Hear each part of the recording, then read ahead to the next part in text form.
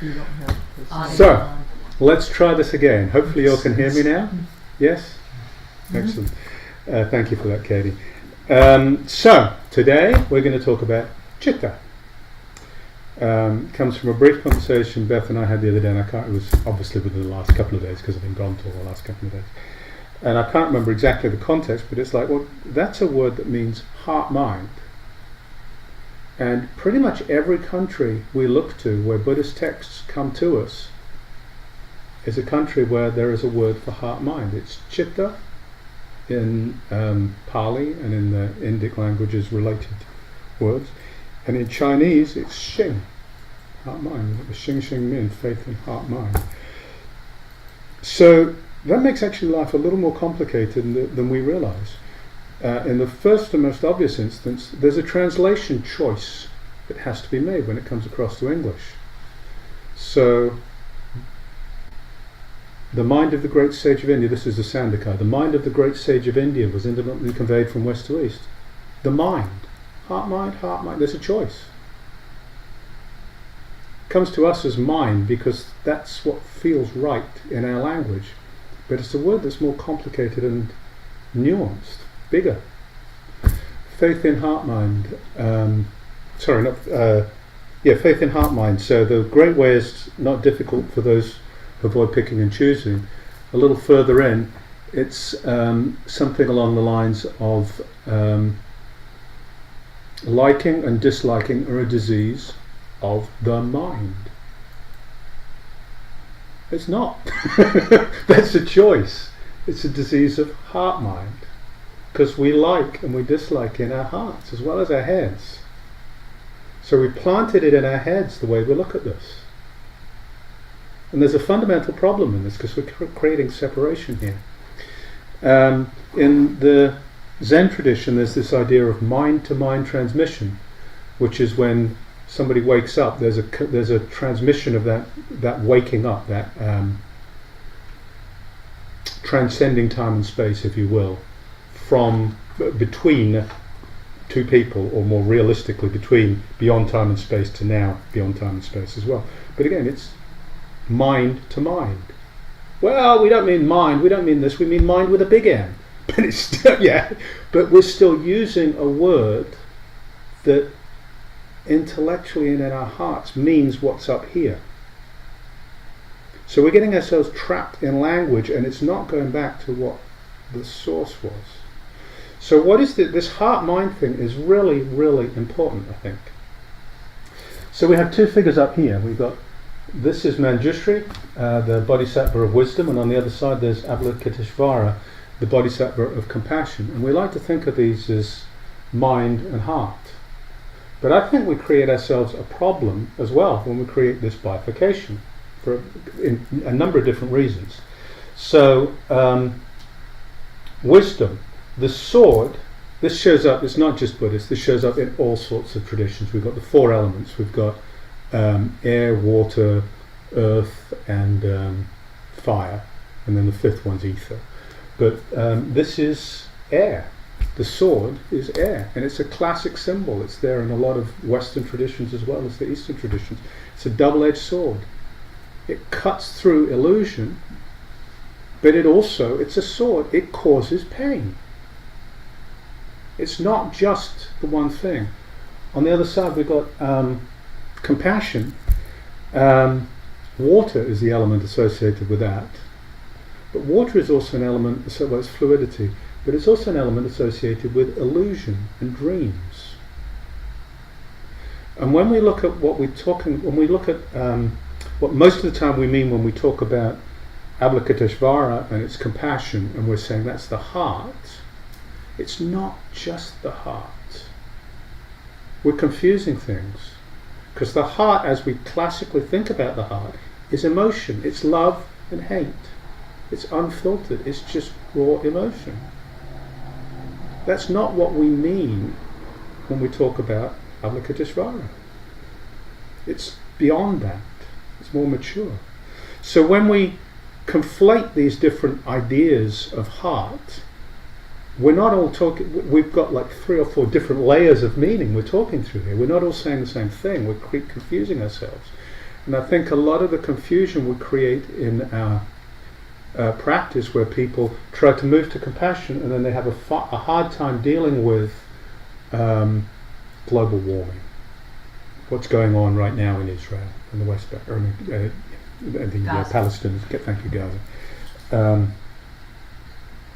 We have a hard time with this because we're relating to it a lot of the time from this heart, this emotion, rather than from a place of compassion. And because of our language and because of the way the words come together, we have a hard time passing this out. So it's very complicated stuff. And then when we look in our culture, we look at heart and mind and the way we relate to heart. Heart and mind. Classically, we think of mind as a masculine attribute and heart as a feminine attribute. I'm not sure how much of that is genetic and how much of that is because several thousand years ago we decided this is what we would be, and we've trained each other ever since to behave this way. But you've got those two attributes, and culturally what we've done is we've said, well, we're going to put the mind in charge. The mind in charge of the heart. That's just a choice.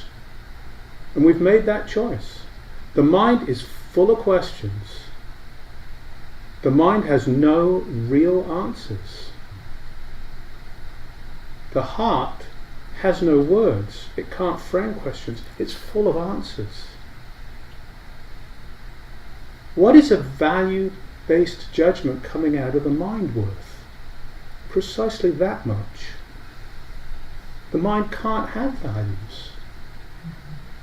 The mind creates prices. The heart has values. And the heart is gentle, mostly. So the heart acquiesces to this inversion of systems where we put mind on top. So we've got just a screwed up system here. And we just buy into this system. And we don't look at how we've inverted these two places. Here's a little sidebar story which came across the other day. So two rats go into a movie theatre. They end up going back up into the projection room. And one of them sees this reel of film on the floor, chews it, eats it all up, and the other rat says, "How did you like the movie?" And the rat who ate the movie says, "I preferred the book." This is our mind. If we just land in the mind, it's like those two rats.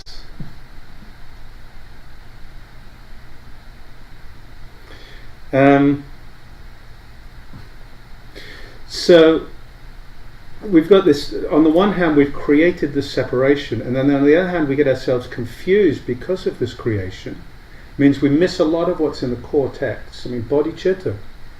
Bodhicitta is the awakening heart-mind, awakening heart. What is it? It's not. You've got a choice again in translation.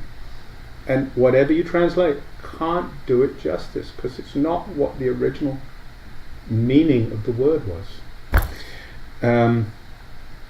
When we look at this, we've got the heart and the mind. They are both systems or tools or fabrications that we can use to help us, but neither of them is truth. We talk about the journey from the head to the heart, but that's the journey from the head to what Avalokiteshvara represents. It's not the journey from thinking to emotion. And I posit that Avalokiteshvara is beyond heart, because Avalokiteshvara embodies equanimity. We've got the four Brahma Viharas, actually. So here's another one. There is, I don't recall the sutra, but there is a sutta in the Pali canon, and it's quite an important one, in which the Buddha is asked about different levels of wisdom. And it is one of the very, very small number of places in the Pali canon where Prajnaparamita, which is what we just chanted here, is mentioned. transcendent wisdom. And so he's asked, what is Prajnaparamita? And he basically says, the Brahma Viharas. Kindness, compassion, equanimity. That is transcendent wisdom. So again, we think of wisdom as up here, but so these are all stepping stones or tools we can use or ways of framing our practice and our lives to point us to truth, which is beyond these. Truth is living that life. If you from the Sutra Prajnaparamita, it's living a life of unconditioned kindness from a place of absolute equanimity. So I think I'll pause there. I suspect I'll end up talking about this again and probably again, because I think this is really important, and I think we can really get stuck on this.